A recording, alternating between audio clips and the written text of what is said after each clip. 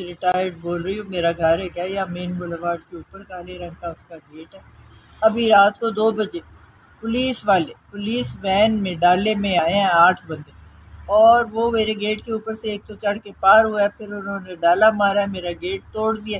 اور اندر آئے ہیں دیکھنے کے لیے کہ جی ولید اقبال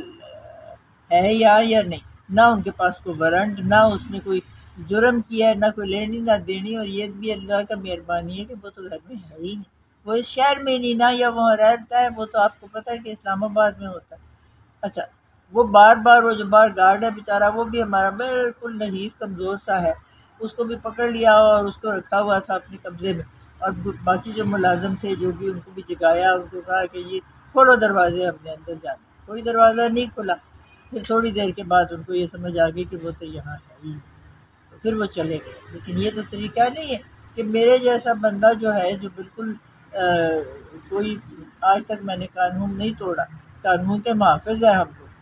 ہمارے گھر کے اندر داخل ہو جائیں اور وہ بھی بغیر اجازت کے آئیں اور گیٹ توڑ کے آئیں، یہ کسی جو ہے معاشرہ تہذیب والا، اس میں ایسا نہیں ہوتا، نہ کسی درست معاشرے میں ہوتا ہے۔ یہ وہاں ہوتا ہے جہاں ڈاکوں کا راج ہے۔ تو مہربانی کر کے یہ بتائیے گا کہ کس طرح کے آج کل حالات ہیں، اور یہ کون کر۔ ہمیں تو اتنا پتہ ہے کہ پولیس کی وردی میں تھے 8 بندے تھے، ایک تھانے دار تھا، اور باقی محرر وغیرہ اس کے ساتھ جو بھی ہوتے وہ سب اکٹھے آئے ہیں، اور ادھر ادھر گھر میں تلاشی لیتے رہے ہیں، اور باوجود اس کے کہ انہوں نے لیے تلاشی، اندر داخل نہیں ہو سکتے، دروازے ہمارے پرانے ہیں، پکے مضبوط قسم کے، وہ کھل ہی نہیں سکتے۔ تو باوجود اس کے کہ انہوں نے 13 ٹھوکر ٹھاکی کی ہے، تو گھر کے اندر لکڑی کے دروازے نہیں کھلے، گیٹ البتہ ہمارا